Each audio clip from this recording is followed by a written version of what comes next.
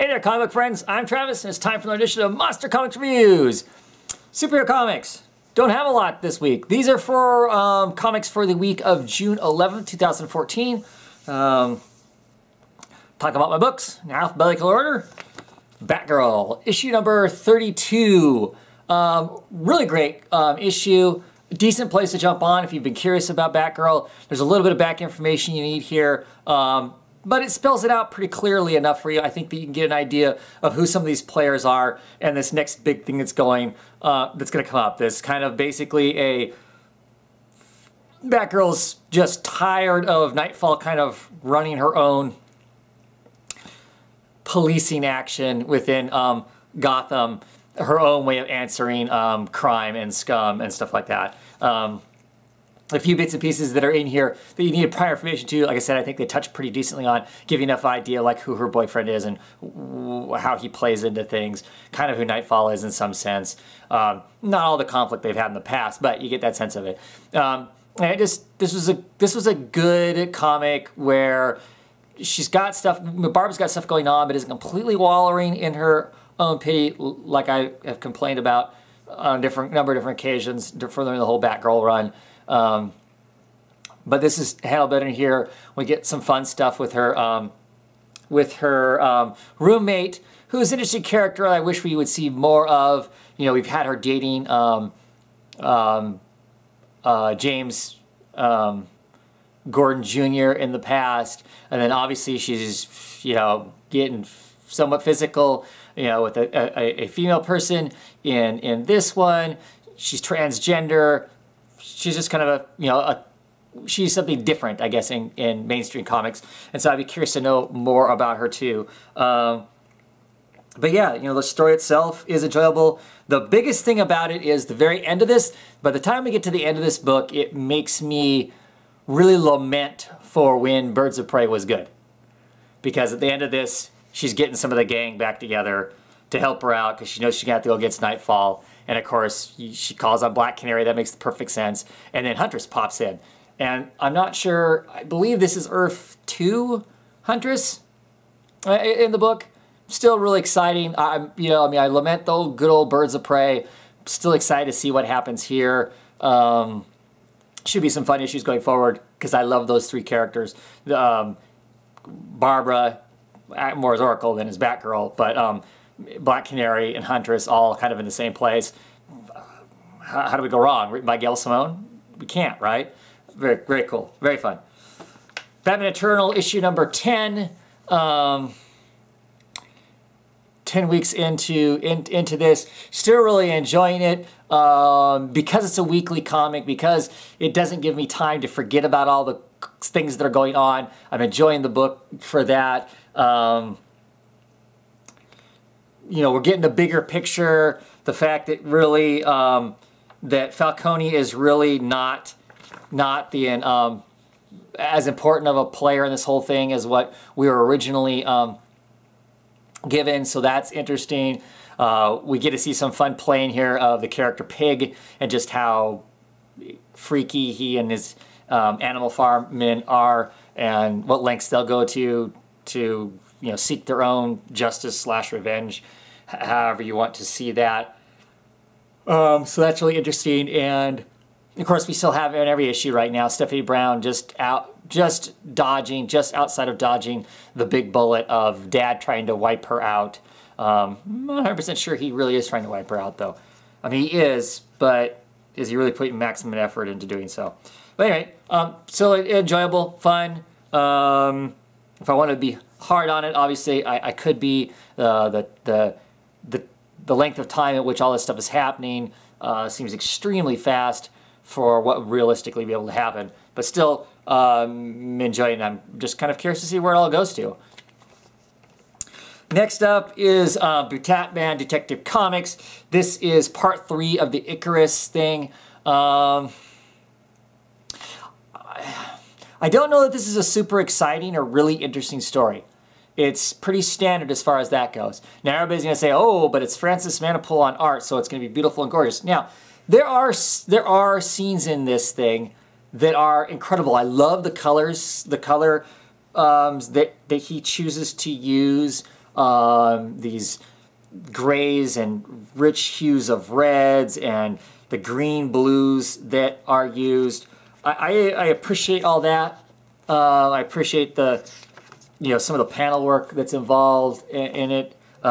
There's some really good scenes. Now, the funny thing is, the scenes I like, this is like this. This is just beautiful, going from the dark blues over here to the sunrise or sunset there.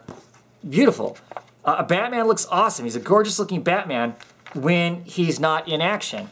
As soon as he's in action and moving and punching, fighting, that sort of stuff, I don't know that I'm as big a fan of the artwork as what maybe I thought I was going to be. Still enjoyable. It's Detective Comics. Unless it gets really bad, I buy it anyway. Detective Comics is one of those books I just always get. It's got a big giant squid in it, so that's cool. I like squids and octopuses, so that makes it fun too. But not like mind-blowing like I was excited it was going to be. But not bad, but the story itself is right now somewhat pedestrian, I guess. Most of the art's lovely. Justice League United or Canada, depending on which cover and book you get. Number 2. I'm dropping this. It doesn't interest me. I like the characters in it. The story itself is kind of nothing. I'm just not that interested in it. I guess, I don't know. Jeff Lemire doesn't write a strong team book, it seems. Excited that we got Supergirl in it now, I guess, because I like Supergirl. I think she'll work great on this team. Love these characters. I just don't care about the story. And I don't understand why they've reduced... Jeff Lemire is writing this. Jeff Lemire wrote Animal Man for the entire run of this New 52 Animal Man. And in this, his response to stuff is grr, to growl at it. To me, it just seems very silly and very base and inconsequential. I don't know, it just doesn't have, who cares? I don't know. This doesn't make a lot of sense to me. So, no, I'm dropping that. Might see one more issue I'll talk about briefly, but I'm dropping it. And finally for this time, She-Hulk issue number 5. Awesome cover as always. Cover artist for this book is great. Let me look to see who it is so I can tell you. Kevin Wanda is awesome. This has a guest artist in it. I think the colorist is still the same, but Ron Wimbley does the art in this one. He's actually the art on the next issue also. Regular artist comes back in issue 7, I believe. And some people are going to go, oh my god, I used to hate the original artist because the whole 2 eyes too far apart, blah, blah, blah. But this art is even worse. I actually kind of like this art. I mean, I understand the idea of why they don't like it, because it's really stylized. It's chunky and blocky and that sort of thing. I mean, there's a, I don't know if that's showing up very well. My lighting isn't very good today. Let me find some pages here. So, yeah, I mean, so, yeah, there's Tigra and Hellcat. So people aren't, some people aren't digging this art. Okay, to me it reminds me of, first thing it reminds me of is it reminds me of Aeon Flux. Way back when Aeon Flux was a cartoon before they made it into a frightening movie. Same style, same sort of thin line work. A few extra lines and pencil lines in there than what you might think. A little blocky and over-exaggerated in thickness and whatnot. But what I really like about this is, I love the angles. This person's panels, the angles at which they set the camera, the odd angles that the camera work is at, for lack of a better description, where our eye is at, where the visual eye is set at when we're seeing the pages and we're seeing the panels and the pictures. I really like how it's set. Nothing, even here, nothing is set square on. You're not literally looking direct profile at anybody. You're not even looking at side profile of anybody. It's more, everything's at a different angle. Nothing is a straight angle, and I like that. I mean, to me it feels like the artist is giving some more thought as let's make this a little more interesting to the eye by giving us a different view from where we could be observing the conversation and the action at. And so I really enjoyed that. You know, is it beautiful art? No. This book hasn't had beautiful art at any point in it. But I appreciate the artist's craft at what they're doing, some of they're doing. So I will get past some of the stuff I don't like about it because I like that panel work, and not so much the panel work, but the angles as to which we are viewing the scenes at.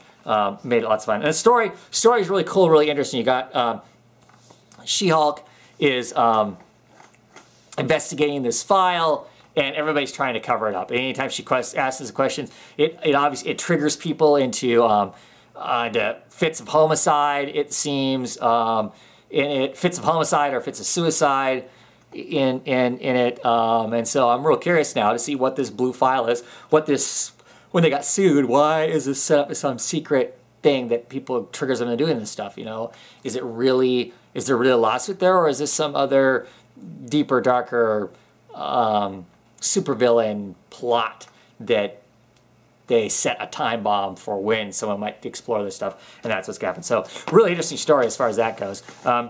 She-Hulk has been a extremely strong comic under the writing pen of Charles Soule. It's just entertaining, fun, has some whimsical, has some personality to it, has some thought and character. So great book.